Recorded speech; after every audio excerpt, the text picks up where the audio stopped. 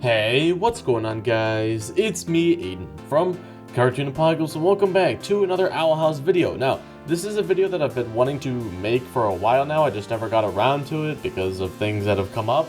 But it is finally time to talk about my thoughts on Season 1 of The Owl House. Now, if you have not seen The Owl House, then I highly recommend you go watch it because it's really good. I really enjoyed the first season, and I'm excited to see where they take it in the second one.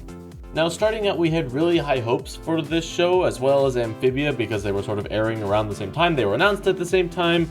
Now, I think the whole concept behind the Owl House is really cool. Someone gets transported to a random world, which I guess that's not really cool in itself, but it's cool in the way that they did it and the lore that's behind it and how much thought has been put into the background in the story.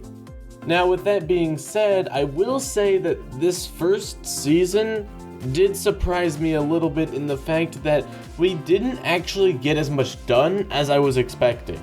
Now, what I mean by that is when we sort of first learned what the Owl House was about and sort of the premise, I was like, this is going to be a plot-driven show. Now, over the course of this first season, that has been proven not to be true because a lot of it, there was quite, I don't really want to say filler, but that's probably the best word to use here, is there was quite a lot of filler. Now, I don't like using that word because it implies like, oh, this is so boring, you don't even need to watch it. You need to really watch every episode because they all tie in together.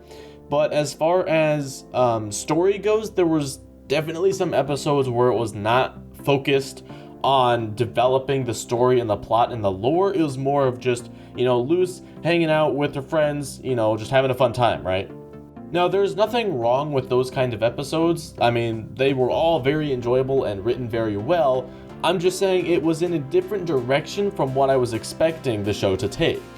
And what we see a lot of times is a show and it introduces like the main villain pretty soon, after the first season or whatever. Like, for example, in Star Versus, we had Ludo, who was introduced in the first episode, and then eventually we met Toffee, and we were like, okay, so Toffee's the big baddie here.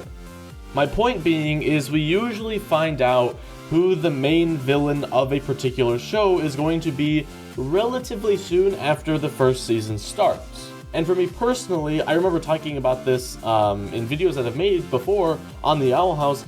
We just didn't really find out. I mean, like, we sort of knew that the Emperor's Coven was out to get Ida, but we didn't know if that was the main villain that Luce was going to be fighting, right? We were just sort of like, okay, so that's an option. Is that the big baddie? Is the Emperor's Coven the evil person that we're trying to defeat here? And then you also had, well, is the person who cursed Ida going to be the one that we're going after? Like, is that the main villain? So it was just really interesting and different to see a show that didn't really have a main villain and like up until the very end. Like, obviously the last couple of episodes, it was like, okay, we're going up against the Emperor's Coven, right? But pretty much every other episode was like, well, we don't really know. We don't really have like an end goal, right? We don't know where we're going yet. Now, one thing I will say is that throughout season 1, there was a lot of like little hints and things that they could pick up on in future seasons. I don't know if a season 3 has been greenlit yet, but I know a season 2 is coming. One big example of this are the letters that are being sent to Luce's mom. We don't know anything about those. We don't know who's sending them because obviously Luce is not. So who is? So I'm sure that's going to be something that's explored in season 2. But if I had to take a guess, with the way that season 1 ended, it ended in a way to where everything, it wasn't put back to normal, but the way that they had formatted it is like, Luce is still going to go back to school, right? Because, the Emperor was basically like, okay, so if you give me the door, then I will let you go and you'll be fine, right? And so he basically let Ida and Luce go, and I guess Lilith as well. And the reason for that is because he had accomplished his goal. He was like, okay, so basically, I just need to get this door before what was the ceremony called? Like the harmonizing ceremony or whatever it was. So now that the Emperor has what he wants, he's basically like, okay, I don't care what you do because now you have no magic, go away, right?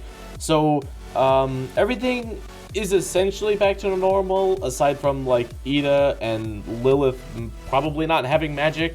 Well, of course, Luz is gonna have to teach them her non-born ways. I guess human ways is a more simple way to put it, but yeah, so I think that's gonna be a big, not even big, okay? The way I was really expecting to see a lot more development in the magic side of things, like seeing a lot more Luz training magic, learning magic, but there were really only a few episodes of that, which really surprised me and caught me off guard, because I was expecting that to be like a whole arc kind of thing, but it was only a couple episodes, so I mean, I guess I'm not really complaining, I'm just saying it surprised me. And that's a common thing. This show has a lot of surprises, and I was surprised at just the whole, like, everything about it, because it was so different from what I was expecting, and that's not a bad thing, it's just, it was really cool to see. But yeah, going back to what I think about Season 2, I think it's basically going to be very similar to Season 1, whereas it's going to be a lot of, again, I don't like using filler as a word, but it's going to be a lot more filler, I think. Obviously things have changed, so we're not going to be seeing Ida using as much magic and stuff like that, but it's still going to be relatively similar to Season 1, and then there will obviously be those particular episodes that have plot stuff, but what this show has showed us, at least in Season 1, is that it will have one episode that focuses on one thing pertaining to the plot, but then, like, a lot of other episodes are just filler, so then it, like, alternates between them. So that's sort of what I'm expecting for Season 2. Now, as far as my favorite episode from Season 1, I'll let you take 3 seconds to have a guess. It was obviously the Grom episode. That one, I mean, I made a whole video dedicated to that one fight scene. I guess it wasn't even a fight scene. The dance scene, whatever you want to call it. I mean, they did do some fighting in there too. But I think the more important part was the dancing. That scene is like my favorite scene out of any show. It's so good. I highly recommend that you go check out my video on it, because I went into detail into why. That is my favorite video to date that I have ever produced. So yeah, you can go check it out if you're interested. But yeah, obviously Lumity is endgame. I don't know what they're gonna do. I mean, I hope that we see more Lumity stuff in Season 2.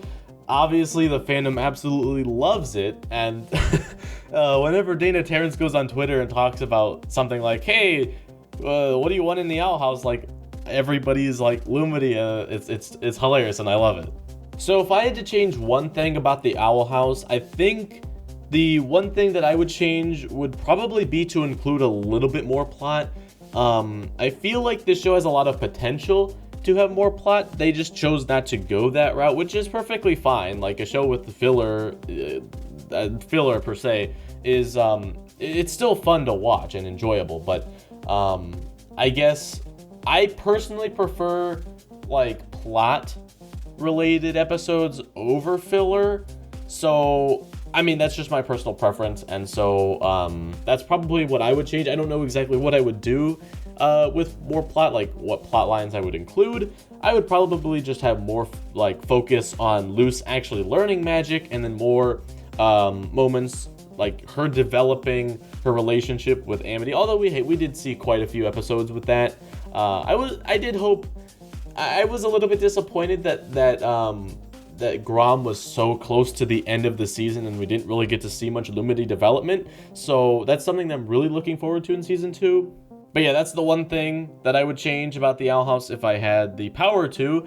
I'd actually really like to know what you would change, if you could change anything, or if you would just leave it the way it is. That always interests me. I love hearing what you guys think about stuff. So let me know down in the comments below. But anyway, guys, that's going to be it for this video. If you did enjoy, you can leave a like and subscribe for more content similar to this, and I will see you in the next one. Goodbye. Oh, Luz, you're here. I mean, obviously you're here. This is school, and you go here now with me. I've been talking for too long.